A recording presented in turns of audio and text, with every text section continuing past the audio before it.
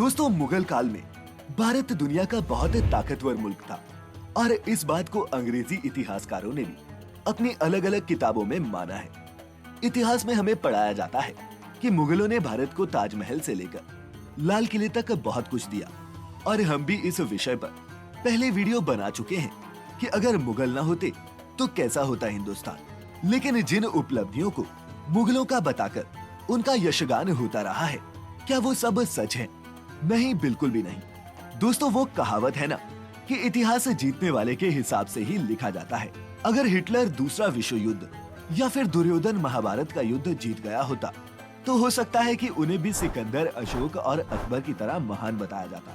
लेकिन आज की इस वीडियो में हम बात हिटलर या फिर दुर्योधन की नहीं, बल्कि बात करेंगे मुगलों की, बाबर, अकबर की। और हम बताएंगे उन कुछ चीजों के बारे में जिनका क्रेडिट खामखा ही मुगलों को दिया जाता है। नमस्कार और स्वागत है आपका द मिस्टिका लैंड पर एक बार फिर।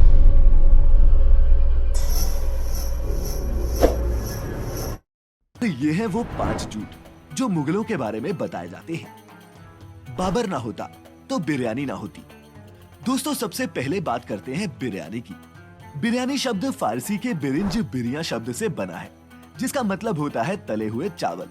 बिरयानी को आज के हिंदुस्तान की सबसे पॉपुलर डिश कहा जाए तो गलत नहीं होगा और हैदराबाद जैसे शहरों की तो पहचान ही ये बिरयानी है।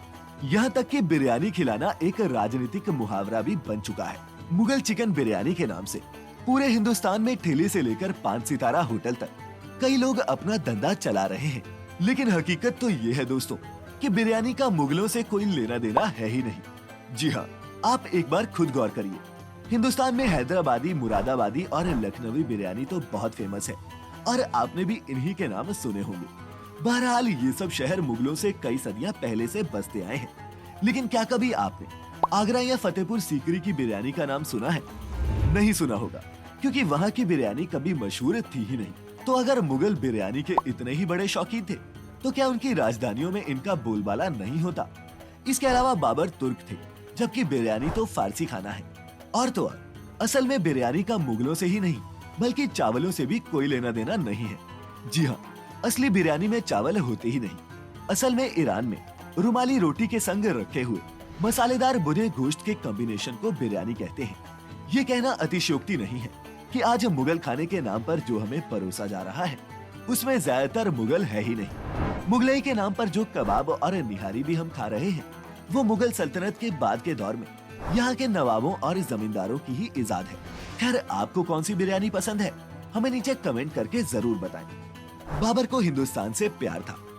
दोस्तों, भारत में मुगल साम्राज्य की शुरुआत बाबर ने 1526 में इब्राहिम लोदी को हराकर की थी और कई इतिहासकारों का कहना है कि बाबर और मुगल हिंदुस्तान से मोहब्बत करते थे, तभी तो वो यहाँ लूट पाट कर वापस नहीं गए बल्कि यहीं बस गए और यहाँ सामाजिक और आर्थिक सुधार किए। अब बाबर को हिंदुस्तान से प्यार था या फिर वो बादशाहत के लिए हिंदुस्तान आया था, इसका पता चलता है बाबर की अपनी डायरी से।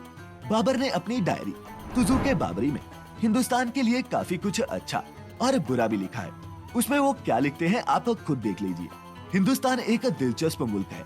यहाँ के लोग खूबसूरत नहीं है, सामाजिक ताना बाना भी बहुत समृद्ध नहीं है, लोगों में शायरी करने का हुनर नहीं है, तमीज, तहजीब और बड़ा दिल नहीं है, कला और शिल्प में सही अनुपात की समझ भी नहीं है, अच्छे घोड़े, मीट, अंगूर, तरबूज यहाँ नहीं होते, बाजारों में रोटी, अच्छा खाना या फिर बर्फ नहीं मिलती, गुसलखाने और मदरसे भी नहीं है। खैर, ये तो थी वो चीजें जो बाबर को हिंदुस्तान में पसंद नहीं आई। लेकिन वहीं बाबर ने हिंदुस्तान की 2 चीजों की खूब तारीफ की, पहली आम की और दूसरी हिंदुस्तानियों के पास मौजूद सोने की।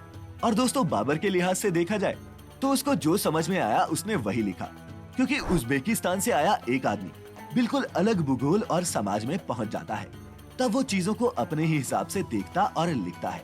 और उसकी लिखी इन बातों को आज के समीकरणों के हिसाब से देखना गलत है। हाँ, बाबर के बाद के मुगलों के बारे में ऐसा नहीं कहा जा सकता।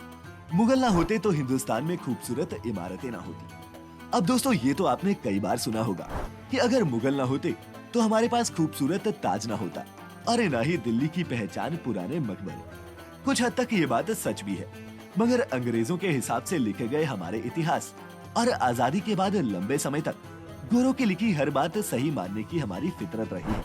इसी फितरत ने हिंदुस्तान की विरासत की तमाम चीजों का क्रेडिट छीन लिया है, क्योंकि अगर हमारे पास ताजमहल नहीं भी होते तो भी अजंता एलोरा की गुफाएं, सांची का स्तूप, खजुराहो के मंदिर, तंजौर की मूर्ति कला और दक्षिण के भव्य मंदिर जैसी प्राचीन और अद्भुत चीजें होती दुनिया को दिखाने के लिए। हाँ, ये सच है कि मुगलों के आने से फारसी और मध्य पूर्व की शिल्पकला को भारत में पैर जमाने का मौका लगा, लेकिन अपने देश में पुराने समय से ही भव्य और सुंदर इमारतें बनती आई हैं, जिनमें से कईयों का अस्तित्व तो मुगलों ने ही खत्म किया था। गंगा जमुना तहजीब और उर्दू मुगल लाए। गंगा जमुनी तहजीब का जब भी नाम आता है तो मुगल बादशाह अकबर का नाम हमारे सबके जहन में सबसे पहले आता है। मगर सूफीवाद, उर्दू और गंगा जमुनी तहजीब जैसी चीजें हिंदुस्तान में तो अकबर छोड़ो बाबर के आने से भी कहीं पहले से थी। हजरत अमीर खुसरो बाबर से कम 250 से 300 साल पहले ही जिहाले मिस्किन मकून तगाफुल दुराए नैना बनाए बतिया लिखकर उर्दू की शुरुआत कर चुके थे। हजरत निजामुद्दीन औलिया भी खुसरो के समकालीन थे, जिनकी मजार को आज भी साझा हिंदू मुस्लिम विरासत का प्रतीक माना जाता है, और अकबर इन्हीं हजरत निजामुद्दीन औलिया को मानते थे।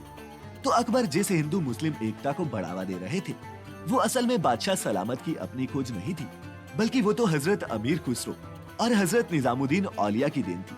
और अकबर तो अपने पहले से मौजूद दरगाहों और मजारों की ही संस्कृति को आगे बढ़ा रहे थे। मुगल पहले आए, यूरोपियन बाद में। अब ये एक ऐसा सवाल है जो बहुत से लोगों को कंफ्यूज करता है कि हिंदुस्तान में मुगल पहले आए थे या फिर यूरोपियन। तो हम आपको बताते हैं कि वास्को डी गामा 1498 में हिंदुस्तान पहुंचा था, जबकि बाबर 1526 में हिंदुस्तान आया। तो इतिहास की इस धारणा को भूल जाइए। और तो और इतिहासकारों की माने तो गुजरात जीतने वाला अकबर पुर्तगालियों की बेहतर नौसेना के डर से गोवा की तरफ गया तक नहीं था, और यहाँ तक कि उसने कुछ जगहों पर पुर्तगालियों से समझौते भी किए थे। तो ये तो हो गए वो झूठ जो हमें मुगलों के बारे में बार बार बताए जाते हैं और जिन्हें हम सच मान लेते हैं। तो अब सवाल ये उठता है दोस्तों कि क्या मुगलों ने भारत को कुछ नहीं दिया? नहीं दोस्तों, ऐसा भी नहीं है कि मुगलों का सारा इतिहास ही झूठा है। मुगलों ने भारत को दिया भी बहुत कुछ है। यहाँ मुगल आर्किटेक्चर और खासकर लाल पत्थर की इमारतों ने हमारे देश की कई शहरों की तस्वीर बदली है। वहीं हमारे देश में बंदूकों और तोपों को भी सबसे पहले बाबर ने ही इंट्रोड्यूस किया। इसके अलावा जहाँ मुगलों ने शेरो शायरी को बढ़ावा दिया, तो वहीं हमारी देसी भाषाओं के प्रचार प्रसार पर भी कोई बंदिश नहीं लगाई। बाबर तुर्की में कविताएं लिखता था और अकबर ने ब्रज भाषा में कई छंद लिखे। तुलसीदास ने खुद लिखा है कि अकबर ने उनको मनसबदारी देने की पेशकश की थी। इसके अलावा हिंदुस्तानी संगीत में ख्याल गायकी मुगलों के समय में ही फली फूली।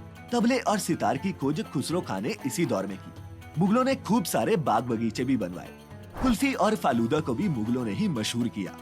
खैर, ये सब जानकर आप ये तो समझ ही गए होंगे कि हर सिक्के के दो पहलू होते हैं। दोस्तों, मुल्क के इतिहास में हुई अलग अलग घटनाएं ही उसका वर्तमान बनाती हैं। इसीलिए इतिहास को समझना जरूरी है, ताकि की गई गलतियों को हम ना दोहराएं और अपनी और देश की प्रगति के लिए सही फैसले कर सके। कैसा होता हिंदुस्तान अगर मुगल भारत ना आते? ये जानने के लिए आप ऊपर लिंक पर क्लिक करके वीडियो देख सकते हैं। अगर आज की इस वीडियो ने आपको कुछ भी सिखाया हो तो इसे आप कम से कम 5 दोस्तों के साथ शेयर जरूर करें। साथ ही हमारी सभी लेटेस्ट वीडियोस देखते रहने के लिए YouTube पर देखने वाले सब्सक्राइब कर लें और Facebook पर देखने वाले सभी व्यूअर्स लाइक करें हमारा Facebook पेज द मिस्टिकल है। आज की इस वीडियो में फिलहाल इतना ही। जल्द ही हाजिर होंगे एक नई इंटरेस्टिंग वीडियो के साथ। तब तक के लिए इजाजत दें। आपका बहुत बहुत शुक्रिया।